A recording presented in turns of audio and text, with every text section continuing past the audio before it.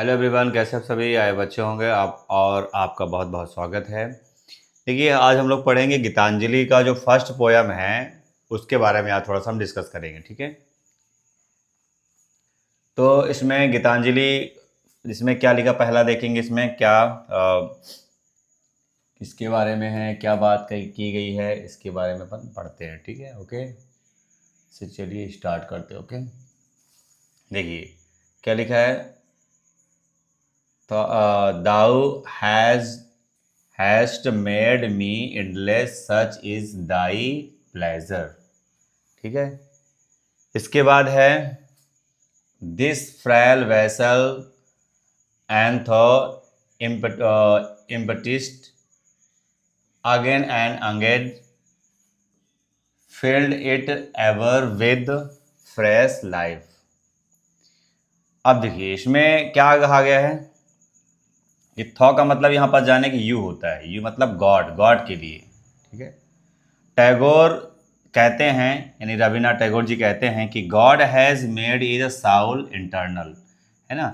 Internal मतलब हमारे आंतरिक सौल, आत्मा को बनाया है। किसको बनाया है? आत्मा को। ह्यूमन लाइफ में and but the spirit continues according to the God's will. ठीक है, गॉड की इच्छा के अनुसार हमारी बॉडी तो चली जाती है लेकिन हमारी आत्मा वहीं की वहीं रहती है। पर हम कौन समझाए कि भैया ये बॉडी से लोग प्यार करते हैं, होना क्या चाहिए? आत्मा। आत्मा अमर है, इमॉर्टल, है ना। हमारी बॉडी क्या है? मॉर्टल है। और जो हमारा आत्मा यानी शाउल है वो क्या है? इमॉर्टल है। ठीक है, ये है। फिर कहते हैं कि this frail vessel thou emptiest emptiest again and again और fillest it ever with fresh life. अब देखिए यहाँ पास फ्रेल वेसल का मतलब क्या क्या है? ह्यूमन बॉडी, जो मनुष्य का जो शरीर होता है, वीक एंड टेम्परेरी, कमजोर और टेम्परेरी है। लाइक अ क्ले पॉट। क्ले पॉट का मतलब होता है, जैसे आपने देखा होगा कि जो मिट्टी का बर्तन होता है वो बनाते तो हैं, क्या हमेशा के लिए होता है? नहीं होता है। वो एक दिन वो क्या फूट जाएगा, टूट जाएगा, समाप्त हो जाएगा। इसी तरीके से एक दिन हमारा शरीर भी चकनाचूर हो जाएगा, खत्म हो जाएगा, है ना। किसी न किसी माध्यम से हमारा शरीर एक दिन जाना है। पर लोग इसको क्या बहुत ज़्यादा चाहते हैं, शरीर से बहुत प्यार करते हैं, है ना। शरीर नश्वर है, एक न एक दिन चला जाना है। हमें क्या है? हमें ऐसा काम करके जाना चाहिए जो हमें जीवन पर, जैसे अब रविन्द्रनाथ टैगोर जी, कालिदास जी, तुलसीदास जी ऐसे काम करके चले गए लोग, इनका हमेशा अमर रहेंगे, है ना, सबके दिलों में अमर रहेंगे। तो उनकी आत्मा अमर है, इसीलिए कहा गया है कि आत्मा जो है अमर है। हमारी बॉडी कमजोर है, टेम्परेरी है, क्ले, लाइक अ क्ले, है ना। जैसे क्ले होता है, मिट्टी के बर्तन होते हैं, पॉट, उसी की तरीके, घड़े की तरह।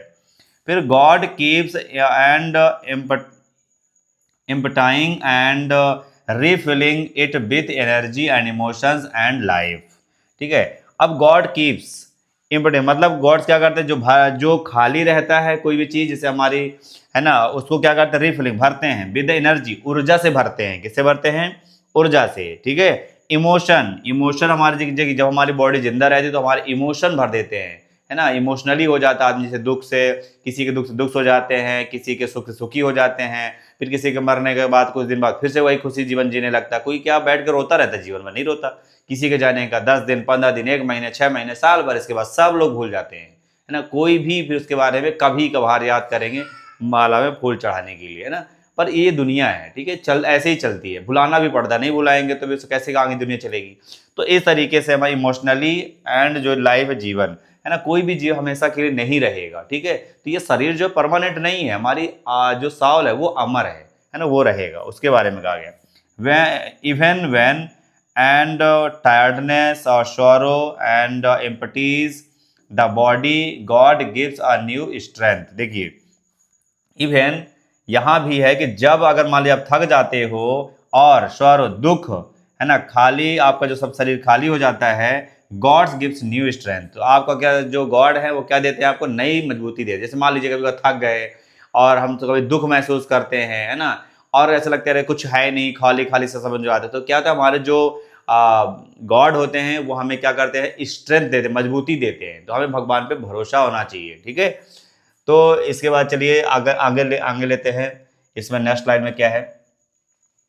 This little flute of a reed and thou hast carried over hills and इसके बाद dells and hast and breathed through its melodious internally new। ठीक है, अब देखते हैं इसके बाद क्या कहा गया है कि the little flute of the reed का मतलब क्या होता है, द पोएट साउल। जब पोएट का जो साउल आत्मा है तो वो body is compare to the flute, body को किससे किया गया है, उसको फ्लूट से किया गया। ठीक है, body is compare to the flute. ठीक है, पोएट साउल जो आत्मा। ठीक है, तो ये बताया गया God is the flute player, है ना, एक बांसुरी बजाने वाले के जैसे उनके क्या है, गॉड, गॉड इज द बांसुरी बजाने वाले हैं। ठीक है, who blow life into it, है ना, जो क्या करते हैं, ब्लोज लाइफ, जीवन में एक क्या करते हैं, जैसे मान लीजिए कि इनमें ये कहा गया है, इसका मतलब ये है कि भगवान क्या करते हैं, भगवान सारी चीज करने वाले हैं वो। ठीक है, हमारे जो आत्मा को चलाने वाले वही है ना, हमारी जब हम आत्मा अंदर है, शरीर थोड़ी चलता है, शरीर तो हमारा सिर्फ जब तक आत्मा है तब तो शरीर चलेगा, शरीर खत्म तो इसके बाद फिर जैसे आत्मा हमारे अंदर अगर बॉडी से निकल जाती है तो हमारा फिर शरीर क्या चलता है, क्या कुछ नहीं चलता है, वहां से सीधे सांसें रुकी, इसके बाद हमारी बॉडी कहीं भी कोई फेंक देता है, कोई फर्क नहीं पड़ता है। तो ना, तो इस तरीके से इसमें यही कहा गया है कि जो भी अगर लिटिल फ्लूट और ना रीड, इसका मतलब यही है कि जो पोएट है, ठीक है, वो क्या करते हैं, साउल को, है ना, वो किससे कंपेयर करते हैं, फ्लूट से कंपेयर करते हैं कि फ्लूट जो है आत्मा को चलाने वाला कौन है, भगवान है ना। ठीक है, इसके बाद बताया गया है कि the music that comes out, जो creativity and poetry and inspiration gives by the God. अब देखिए, अभी इसमें सबसे समझने वाली बात यह है कि जो क्रिएटिविटी हमें मिलती है, पोएट्री जो ये आज हम देख रहे हैं, पढ़ रहे हैं, inspiration, Prerna given by the God, God के द्वारा मिलता है। ठीक है, हम सोचते हैं कि नहीं हमसे सब कुछ हो रहा है, ऐसा नहीं भाई, बहुत टैलेंटेड लोग पड़े हैं जीवन दुनिया में, लेकिन वही लोग क्यों आगे बढ़ते हैं, गॉड जिसे बढ़ाना चाहते हैं वो कहीं ना कहीं संदेश देते हैं कि भैया आप आगे बढ़ो, आप आगे करो। अब कुछ लोग समझ पाते तो आगे बढ़ जाते हैं, कुछ लोग नहीं समझ पाते तो वहीं के वहीं रह जाते हैं। ठीक है, तो गॉड ये समझिए कि गॉड आपको उठाना चाहते हैं, बस आपको समझना है कि क्या है ना। इसमें आगे म्यूजिक दैट कम्स आउट, है ना, तो जैसे जो आप क्रिएटिविटी करते हैं, पोएट्री जो अभी अगर रविन्द्रनाथ टैगोर जी कर रहे हैं, वो भी कहते हैं कि पोएट्री जो मुझे अगर मिला तो किससे इंस्पिरेशन मिला, गॉड के द्वारा मिला, गिवन बाय द गॉड के द्वारा मुझे दिया गया। ठीक है, the melodious are the internally new, meaning मतलब होता है कि every life and experience is a fresh and divine.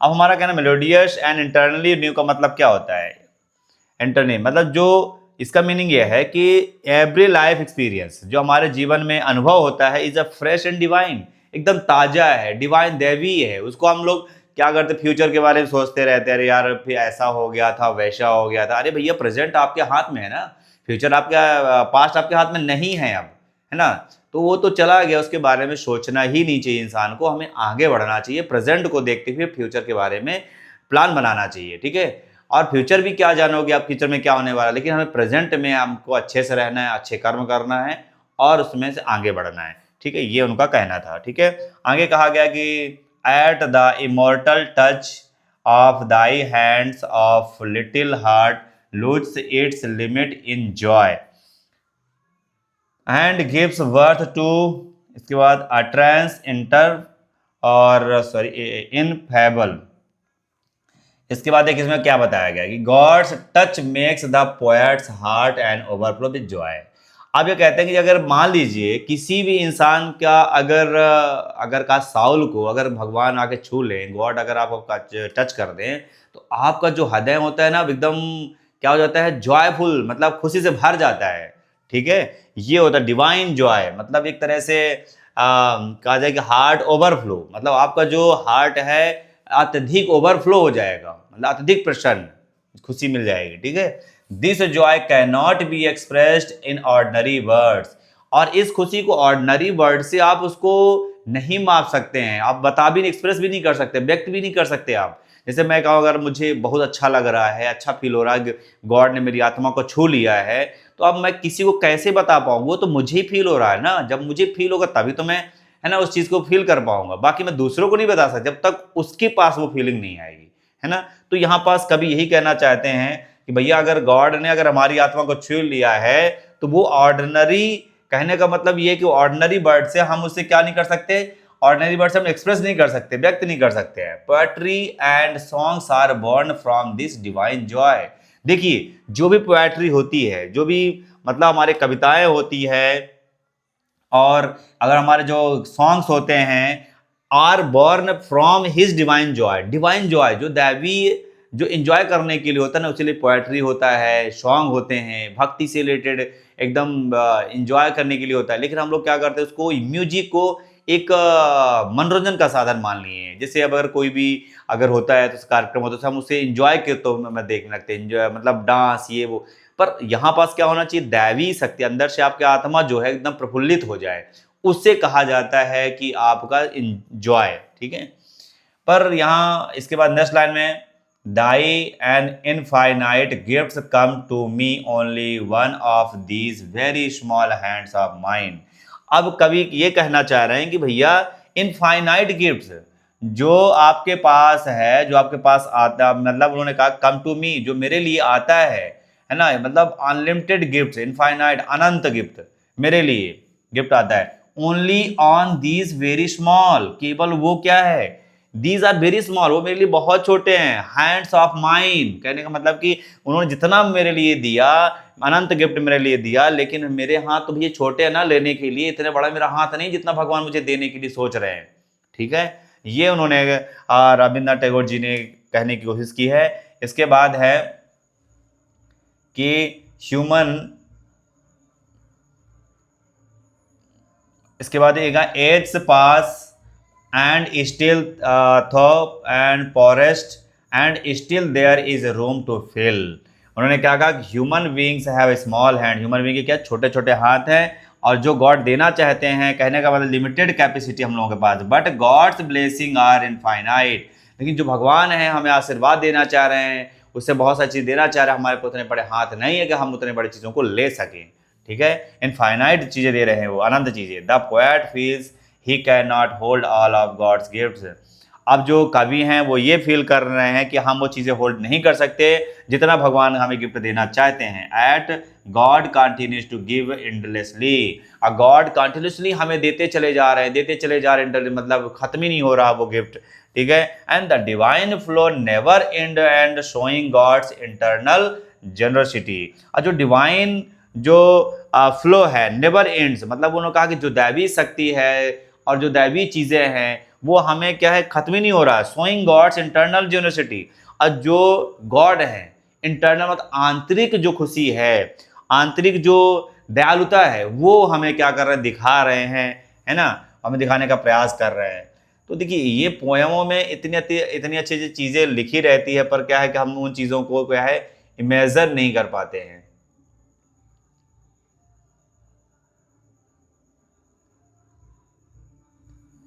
Just a minute, line 1 2, इसके बाद हो गया है 3 4 6। ओके, आप देखिए इसकी समरी देख सकते हैं, एक बार समरी इसकी देख लीजिए कि Tagore thanks to God making him immortal through the soul. देखिए टैगोर कह रहे हैं कि थैंक्स कह रहे हैं, गॉड को थैंक्स कह रहे हैं कि मेकिंग हिम इमॉर्टल, है ना, आप अमर बनाने के लिए थ्रू द साउल, साउल के थ्रू आपने अमर बनाने के लिए आपका बहुत बहुत आभार है। और the human body is a weak, human की बॉडी जो है कमजोर है, God feels again with the life, और जो गॉड है हमेशा क्या करते हैं, लाइफ से वो क्या है दोबारा दोबारा भर देते हैं, है ना। जैसे कभी दुख आता है, कभी सुख आता है, तो कभी कभी देखिए फिर दुख, सुख के बाद फिर दुख आता है, दुख के बाद फिर सुख आ जाता है, और हम लोग क्या उसी परेशान दुख से परेशान है। क्योंकि देखिए भाई जीवन में सुख भी आएगा दुख भी आएगा, उसके लिए हमें तैयार रहना पड़ेगा। ये नहीं कह सकते कि हमारे जीवन में सुख है सुख रहेगा। कभी किसी के जीवन में देख लीजिए, आज राम भगवान थे, उनको भी 14 साल में रहना पड़ा, जंगल में रहना पड़ा, ठीक है, बाहर रहना पड़ा। कृष्ण जी को देखिए जेल में पैदा हुए, कहाँ से कहाँ पैदा हुए, कहाँ से कहाँ उनको रहना पड़ा, जो है ना। तो बहुत सारे हर भगवान जब इन्होंने स्ट्रगल किया है, तो हम तो इंसान हैं, इंसान को तो इन चीज़ों से प्रेरणा लेनी चाहिए, सीखना चाहिए। ठीक है, इसके बाद like a flute a man becomes as a instrument. देखिए फ्लूट क्या है, like a flute man become an instrument of the God's music. ठीक है, यानी कि फ्लूट बन करके हमें इंस्ट्रूमेंट ऑफ द गॉड, है ना, गॉड के इंस्ट्रूमेंट, है ना, गॉड्स म्यूजिक जो है म्यूजिक का इंस्ट्रूमेंट बन करके, एक तरह से फ्लूट बन करके हमें क्या करना चाहिए, उससे हमें रहना चाहिए। और God's gift are the infinite, जो गॉड्स का गिफ्ट हैं वो इनफाइनाइट है, अनंत हैं। While man's capacity receive them is small, हमारी जो कैपेसिटी उतना लेने के लिए है ही नहीं भाई, बहुत छोटा है, हम नहीं ले पाएंगे उनका इतना, ठीक है, जितना वो हमें देना चाह रहे हैं। The poem is about the gratitude, the poem, ये पोएम जो है एक आभार व्यक्त करने के लिए, डिवोशन, ये भक्ति के लिए है, और internal bond between God and man, ठीक है,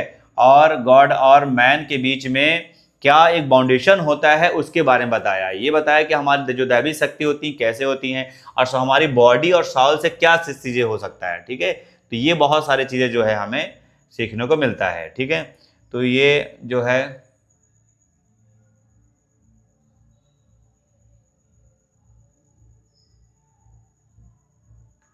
अब देखिए इसमें थोड़ा सा आप पोएटिक डिवाइस कौन कौन सी यूज किया गया, थोड़ा सा इसको देखेंगे अपन।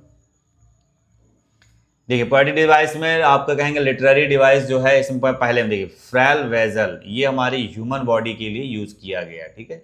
इसके बाद है फ्लूट ऑफ द रीड, इसे कहा गया इसमें poet Saul and God instrument. Small hands का मतलब होता है ह्यूमन लिमिटेशन। अब देखिए इसमें कहा गया जो इसमें मेटाफर, इसमें जो भी लगा वो क्या लगा, मेटाफर। मतलब मेटाफर का मतलब होता है जैसे हम डायरेक्टली किसी को बोल देते हैं, जैसे कि यू आर है ना योर फ्रैल वेशल, ठीक है, फ्लूट ऑफ द रीड, मतलब वो ऐसा बोल दिया, एज और लाइक नहीं लगा है, नहीं तो ये सिमली हो जाता, ठीक है। स्मॉल हैंड्स है ना, ह्यूमन, ये इसके लिए, इंसान के लिए कहा गया। अब आते हैं सिंबोलिज्म में।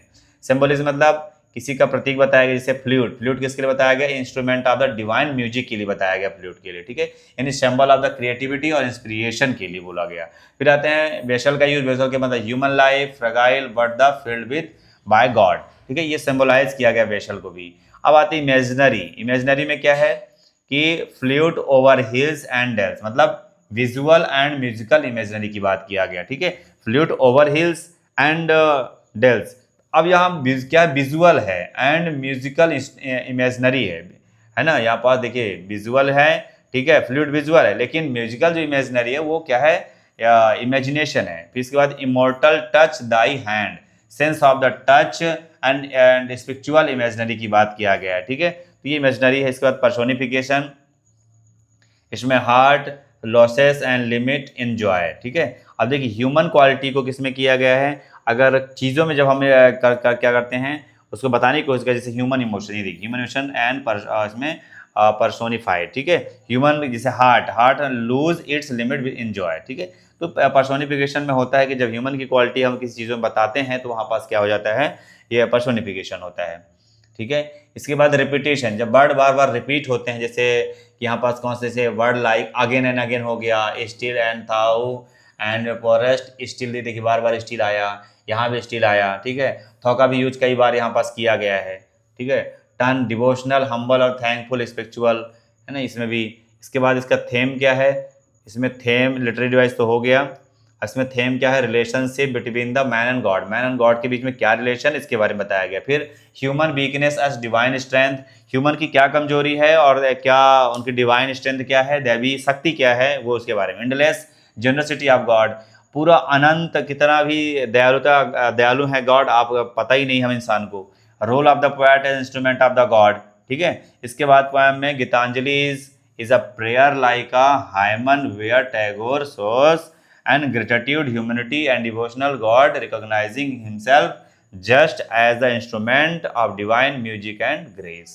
देखिए इसमें ये सिर्फ यही बताया गया कि ह्यूमन बॉडी और हमारा जो ह्यूमन और गॉड के बीच में क्या रिलेशनशिप है। हम लोग सिर्फ बॉडी को देखते हैं ना, समस्या यही, हम पूजा करने जाते हैं तो हम आत्मा तो वहाँ लेके जाते ही नहीं है, हमको सेल्फी चाहिए, सेल्फी से हमको फोटो आने चाहिए, तब वहाँ भगवान प्रसन्न। अरे भैया भगवान ऐसे नहीं प्रसन्न होंगे, फोटो लेने से नहीं होते। आप जब सामने जब जाते हैं कहीं पास भी दर्शन करने जाते हैं, सिर्फ फील करिए कि गॉड हमारे साथ में है और वो हमारी एक डिवाइन साउल है हमारे पास, उनसे इंटरेक्ट होने की कोशिश करिए, उनके साउल आत्मा से मिलने की कोशिश करिए, तब जाके कहीं हमें भगवान प्राप्त होते हैं।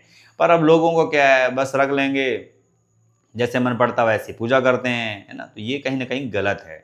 सो थैंक यू गाइस, हमारी वीडियो कैसी लगी आप ज़रूर इसे सब्सक्राइब करिए हमारे चैनल को, और लाइक कमेंट जो कुछ भी है वो आप करिए, आपकी इच्छा के अनुसार है, ठीक है, लेकिन हमारे चैनल को सब्सक्राइब जरूर कर लीजिए प्लीज़, आगे की वीडियो आपको मिलती रहेगी। Thank you.